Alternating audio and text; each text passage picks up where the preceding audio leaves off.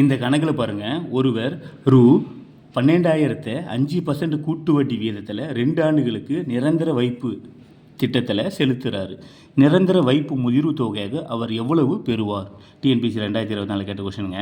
ஒன்றும் இல்லை, இப்போ பாருங்கள், ஃபார்முலா உங்களுக்கே தெரியும், PNR/100. இப்போ அசல் எவ்வளோன்னு உங்களுக்கே தெரியும். அசல் எவ்வளோ? ஃபஸ்ட்டு P = 12,000 சொல்லிட்டாங்க.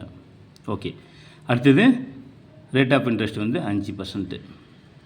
வருஷம் வந்து 2 ஆண்டு, அதாவது ஒவ்வொரு வருஷத்துக்காக தான் கால்குலேட் பண்ணணும். கூட்டு வட்டினாவே ஒவ்வொரு வருஷத்துக்கு தான் கால் பண்ணணும். அப்போ ஃபஸ்ட்டு வருஷத்துக்கு ஒரு வருஷம், 2வது வருஷத்துக்கு ஒவ்வொரு வருஷம். சரி, ஓகே. ஃபஸ்ட்டு P வந்து 12,000, ஓகேங்களா, இன்ட்டு ரேட் ஆஃப், அதாவது N வந்து ஒரு வருஷம் தான், into rate of interest 5/100. Cancel அடிங்க, கேன்சல் அடிச்சோம்னா 5/120 600 வாங்க. இது முதல் வருஷம், ஃபஸ்ட் இயருங்க. இது ஃபஸ்ட் இயரில் அவருக்கு 600 கிடைச்சது. இப்போ என்ன செய்யணும், 2வது வருஷம் கால்குலேட் பண்ணும்போது நம்ம இந்த வட்டியும் அசலையும் கூட்டணும். அதுக்கு பேர் தான் கூட்டு வட்டி. சரி, 600 கூட 12,000 கூட்டுங்க. கூட்டா நம்மளுக்கு என்ன வரும்? 12,600 வாங்க. இதாங்க 2வது வருஷத்துக்கான அசல்.